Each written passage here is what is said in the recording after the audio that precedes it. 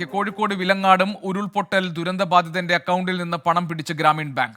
സിജോ തോമസിന്റെ അക്കൗണ്ടിൽ നിന്നാണ് പണം ഈടാക്കിയത്. ഈ മാസം 14-ന് ഒരാൾ സിജോയുടെ അക്കൗണ്ടിൽ നിന്ന് 15,000 രൂപ സഹായമായി നിക്ഷേപിച്ചിരുന്നു. അന്ന് രാത്രിയോടെ തന്നെ പണം പൂർണ്ണമായും ബാങ്ക് പിടിക്കുകയായിരുന്നു. സിജോ തോമസ് പറയും കാര്യങ്ങൾ. എനിക്ക് പറ്റുന്ന ഒരു സഹായം ആയിക്കോട്ടെ എന്ന് പറഞ്ഞൊരു 10-90 വയസ്സുള്ള ഒരാള് എനിക്ക് അയച്ചു തന്ന മോൻ കട തുടങ്ങിക്കോ, പിന്മാറരുത്, അത്യാവശ്യം കിട്ടുന്ന സഹായങ്ങളൊക്കെ ആക്കിയിട്ട് എങ്ങനെയും കട തുടങ്ങണമെന്നും പറഞ്ഞുകൊണ്ട് അങ്ങനെ ഒരു 15,000 രൂപ അയച്ചു തന്നതാണ്. അക്കൗണ്ടിലോട്ട് 14-ാം തീയതി രാവിലെ ഒരു 12 മണിയായപ്പം പൈസ വന്നു അക്കൗണ്ടിൽ. അന്നേരം ടൗണിലുണ്ട്, ഞാൻ ബാങ്കിൽ പോയി നോക്കി, പാസ്ബുക്കും കൂടി എന്നപ്പം പറഞ്ഞു അക്കൗണ്ടിൽ വന്നിട്ടുണ്ടെന്ന് പറഞ്ഞു. അന്നേരം അത് എടുക്കാൻ നിന്നില്ല. അന്നേരം എടുക്കാൻ നമ്മളുള്ള പരിപാടി തുടങ്ങുമ്പോൾ അത് എടുത്താൽ മതിയല്ലോ എന്നും കൂടി ഞാൻ അത് അവിടെ കിടക്കിടന്ന് ചെയ്യാൻ വന്നു. വൈകുന്നേരം ഒരു 7:38 സമയമായപ്പോഴത്തേന് അക്കൗണ്ടിൽ നിന്ന് പൈസ പോയി. 14-ന് തന്നെ 7:38 ആയപ്പോഴത്തേന് സമയമൊക്കെ ഉണ്ടായിരുന്നു.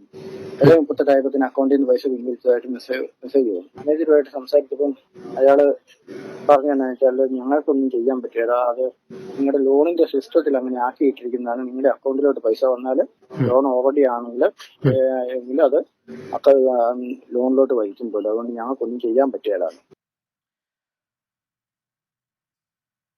അഭിജിത്ത് മുഴക്കുന്ന് ഞങ്ങളുടെ പ്രതിനിധിയുണ്ട് വിവരങ്ങളുമായി. അഭിജിത്ത്, സിജോ തോമസിന് പണം നഷ്ടമായത് സിജോയ്ക്ക് ആരോ സഹായമായി നൽകിയ 15,000 രൂപ അതേ ദിവസത്തിന് ഗ്രാമീൺ ബാങ്ക് പിടിക്കുകയായിരുന്നു എന്നാണ് അല്ലേ സിജോ പറഞ്ഞത്? എന്താണ് വിവരങ്ങൾ അഭിജിത്ത്? ഗോപി, ഉരുൾപൊട്ടൽ അതിഭീകരമായി തന്നെ നാശനഷ്ടം വിതച്ച മേഖലകളിൽ ഒന്നാണ് കോഴിക്കോട് വിലങ്ങാടും.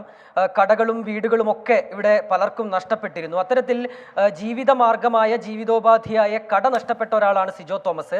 അദ്ദേഹത്തിന് നേരിട്ട ദുരനുഭവമാണ് അദ്ദേഹം അദ്ദേഹം പ്രതികരണമായി നൽകിയത്. അയാൾ കേരള ഗ്രാമീൺ ബാങ്കിൽ നിന്ന് കടമെടുത്തിരുന്നു. കാർഷികേതര വായ്പയായി കൊറോണയ്ക്ക് മുൻപ് തന്നെ എടുത്ത ലോണാണ് അത്. പിന്നീട് കൊറോണയുടെ സമയത്ത് അതിൻ്റെ തിരിച്ചടവിൽ ചില പ്രശ്നങ്ങൾ പറ്റി. അതിനെ തുടർന്ന് പിഴ വന്നു. പിഴ സഹിതം അത് മുതലിലേക്ക് മാറ്റുന്ന ഒരു നടപടി ഉണ്ടായി. ഇതിനൊക്കെ ഒടുവിലാണ് ഇപ്പോൾ ഈ ഉരുൾപൊട്ടലിൽ അദ്ദേഹത്തിന് തൻ്റെ കട നഷ്ടമായത്. അദ്ദേഹത്തിന് വരുമാനം, ഞാൻ നേരത്തെ സൂചിപ്പിച്ചതുപോലെ തന്നെ വരുമാനം ഉണ്ടായിരുന്ന ഏക മാർഗം ഈ കടയായിരുന്നു. ഈ കട നശിച്ചതോടുകൂടി മറ്റു വരുമാന മാർഗങ്ങളൊന്നും ഇല്ലാതായി മാറിയ ഒരു മനുഷ്യൻ കൂടിയാണ് ഈ സിജോ തോമസ്. പിന്നാലെ ഇദ്ദേഹത്തിന് സഹായമായാണ് ഒരാൾ ഒരു 15,000 രൂപ ഈ ഗ്രാമീൺ ബാങ്കിന്റെ അക്കൗണ്ടിലേക്ക് ഇട്ട് നൽകിയത്. 14-ാം തീയതി പണം ഇട്ടു നൽകുന്നു. അന്ന് അദ്ദേഹം ബാങ്കിൽ പോയി ആ പണം തനിക്ക് ലഭിച്ചിട്ടുണ്ട് എന്ന് ഉറപ്പുവരുത്തുന്നുണ്ട്. രാത്രിയോടെ ഏതാണ്ട് 7:30 മണിയോടുകൂടി ഈ അക്കൗണ്ടിൽ നിന്ന് പണം പിൻവലിക്കപ്പെടുകയാണ്. അതൊരു മെസ്സേജായി സിജോ തോമസിന്റെ നമ്പറിലേക്ക് വരുന്നുണ്ട്. പക്ഷേ അദ്ദേഹത്തിന് അന്നത് ചെക്ക് ചെയ്യാൻ പറ്റിയില്ല. തൊട്ടടുത്ത ദിവസം സ്വാതന്ത്ര്യ ദിനമാണ്. അന്നും അദ്ദേഹത്തിന് അത് എന്താണ് ഇങ്ങനെ പണം പിൻവലിക്കാനുള്ള ഒരു കാരണമെന്ന് മനസ്സിലായില്ല.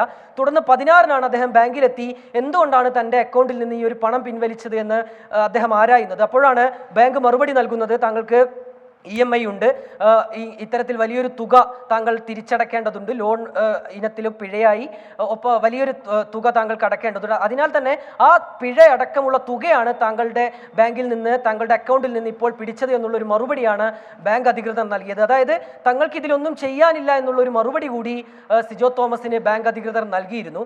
അദ്ദേഹത്തെ സംബന്ധിച്ച് അദ്ദേഹത്തിന് വലിയൊരു ആശ്വാസമായിരുന്നു ആ 15,000 രൂപ.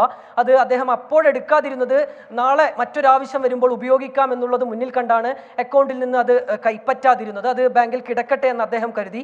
പക്ഷേ പണമിട്ട് മണിക്കൂറുകൾക്കുള്ളിൽ തന്നെ ബാങ്ക് അതിൽ നിന്ന് ആ പണം പിൻവലിക്കുകയായിരുന്നു. EMI ഇനത്തിൽ ബാങ്ക് ആ തുക ഈടാക്കുകയായിരുന്നു. ഏതായാലും ഇന്ന് അദ്ദേഹം ഒരു പരാതി നൽകിയിട്ടുണ്ട് ബാങ്കിന്. ഈ രീതിയിൽ തന്റെ പണം പിൻവലിച്ചു എന്നുള്ളത് കാട്ടി കേരള ഗ്രാമീൺ ബാങ്ക് വിലങ്ങാട് ശാഖയ്ക്ക് അദ്ദേഹം ഒരു പരാതിയും നൽകിയിട്ടുണ്ട്. ഒപ്പം തന്നെ അഭിജിത്ത്, ഈ കാര്യത്തിൽ ഈ ബാങ്കിനെ സമീപിച്ചപ്പോൾ അധികൃതർ ആദ്യം പറഞ്ഞത് മറ്റു നിവൃത്തിയില്ല എന്നാണ്. പക്ഷേ ഇപ്പോൾ ഈ പുതിയ സാഹചര്യത്തിൽ ഈ തുക തിരികെ നൽകുന്നതുമായി ബന്ധപ്പെട്ട എന്തെങ്കിലും ഉറപ്പുകൾ സിജോ തോമസിന് കിട്ടിയിട്ടുണ്ടോ? ഗോപി സൂചിപ്പിച്ചതുപോലെ തന്നെയാണ് അദ്ദേഹം ഈ ഒരു കാര്യം അറിഞ്ഞപ്പോൾ ബാങ്കിനെ സമീപിച്ചു. എന്തുകൊണ്ടാണ് തൻ്റെ അക്കൗണ്ടിൽ നിന്ന് ഈ രീതിയിൽ പണം പിടിച്ചത് എന്നുള്ള കാര്യം അവർ ചോദിച്ചു. ബാങ്ക് അധികൃതരോട് സിജോ ചോദിച്ചു. അപ്പോൾ ലഭിച്ച മറുപടി അത് സ്വാഭാവികമായ ഒരു നടപടിയാണ്. അതായത് തങ്ങൾക്ക് ഇതിലൊന്നും ചെയ്യാനില്ല. ഈ അക്കൗണ്ടിൽ നിന്ന് പണം ഉണ്ടായാൽ, അക്കൗണ്ടിൽ പണം ഉണ്ടെങ്കിൽ അത് കൃത്യമായി ഒരിടവേളയിൽ പിടിക്കുന്ന അല്ലെങ്കിൽ ഈടാക്കുന്ന ഒരു നടപടിയാണ് ബാങ്ക് സ്വീകരിക്കുന്നത്. ലോൺ ഉണ്ടെങ്കിൽ ആ രീതിയിൽ പണം അക്കൗണ്ടിൽ വന്നപ്പോൾ ആ പണം തങ്ങൾ ഈടാക്കുകയാണ് ചെയ്തത്. മറ്റ് തങ്ങൾക്കൊന്നും ചെയ്യാനില്ല എന്നാണ് ബാങ്ക് അധികൃതർ ഇദ്ദേഹത്തിന് നൽകിയ മറുപടി. നിലവിൽ ഇപ്പോൾ മുഖ്യമന്ത്രിയുടെ പ്രഖ്യാപനം വന്നിട്ടുണ്ട്. ഇന്നും അദ്ദേഹം ബാങ്ക് മാനേജറുമായി സംസാരിച്ചിരുന്നു. അപ്പോൾ അദ്ദേഹത്തിന് നൽകിയൊരു മറുപടി, നിങ്ങൾ എന്താണ് സംഭവിച്ചത് എന്നുള്ളത് ഒരു പരാതിയായി എഴുതി നൽകുക, ശേഷം മറ്റെന്തെങ്കിലും തീരുമാനങ്ങൾ തങ്ങളെ കൊണ്ട് ചെയ്യാൻ കഴിയുമെങ്കിൽ തങ്ങൾ ചെയ്യാം എന്നുള്ളൊരു മറുപടിയാണ് ബാങ്ക് അധികൃതർ ഇന്ന് അദ്ദേഹത്തിന് നൽകിയത്. ഏതായാലും അദ്ദേഹം ആ രീതിയിലുള്ള ഒരു പരാതി നൽകാൻ ഒരുങ്ങുകയാണ്. അല്പസമയത്തിനകം തന്നെ ബാങ്കിലെത്തി പരാതി നൽകുമെന്നാണ് സിജോ തോമസ് നമ്മളോട് അറിയിച്ചിട്ടുള്ളത്. ഒപ്പം തന്നെ ഇന്നിപ്പോൾ ഈ ബാങ്കേഴ്സ് മീറ്റിംഗിലൊക്കെ മുഖ്യമന്ത്രി നൽകിയ പ്രഖ്യാപനത്തെയൊക്കെ വലിയ പ്രതീക്ഷയോടെ അദ്ദേഹം കാണുകയും ചെയ്യുന്നുണ്ട്. ആ നഷ്ടപ്പെട്ട പണം തിരികെ ലഭിക്കുമോ എന്നുള്ളൊരു കാര്യം കൂടി അദ്ദേഹം ആരായുന്നുണ്ട്. ശരി അഭിജിത്ത്, ഏതായാലും വയനാട്ടിൽ ഈ ഉരുൾപൊട്ടൽ ദുരന്ത ബാധിതർക്ക് ഉണ്ടായ അതേ അനുഭവം തന്നെയാണ് വിലങ്ങാടിലെ ഉരുൾപൊട്ടൽ ദുരന്ത ബാധിതത്തെ നേരിട്ട് സിജോ തോമസിനും ഉണ്ടായിരിക്കുന്നത്. സിജോയ്ക്ക് സഹായധനമായി കിട്ടിയ, സിജോയുടെ സുഹൃത്തുക്കളോ അദ്ദേഹത്തിൻ്റെ അഭ്യുദയകാംക്ഷികൾ ആരോ നൽകിയ 15,000 രൂപയാണ് അന്നേ ദിവസം രാത്രി തന്നെ ഗ്രാമീൺ ബാങ്ക് പലിശയുടെ പേര് പറഞ്ഞ് അല്ലെങ്കിൽ വായ്പയുടെ പേര് പറഞ്ഞ് പിടിച്ചിരിക്കുന്നത്. ഈ കാര്യത്തിൽ സിജോ ബാങ്കിനെ സമീപിച്ചെങ്കിലും അതൊരു സ്വാഭാവിക നടപടിയാണ് എന്നാണ് ബാങ്ക് അധികൃതർ സിജോയ്ക്ക് നൽകിയ മറുപടി. പക്ഷേ ഇന്നിപ്പോൾ സിജോ ഈ കാരണങ്ങൾ കാണിച്ചുകൊണ്ട് ഒരു പരാതി ബാങ്കിന് നൽകുകയാണ്.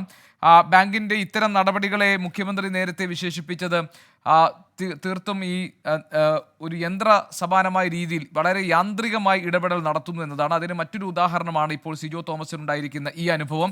ഏതായാലും ബാങ്കേഴ്സ് സമിതിയുടെ യോഗം തിരുവനന്തപുരത്ത് നടക്കുമ്പോൾ അതിനെ അഭിസംബോധന ചെയ്ത് മുഖ്യമന്ത്രി പറഞ്ഞിരിക്കുന്നത് വയനാട്ടിലെ ദുരന്ത ബാധിതരുടെ മുഴുവൻ വായ്പകളും എഴുതിത്തള്ളണമെന്നാണ്. വിലങ്ങാട് ഇപ്പോൾ സിജോ തോമസിനെ പോലെ അനുഭവമുള്ള മറ്റുള്ളവരും ഉണ്ടാകും.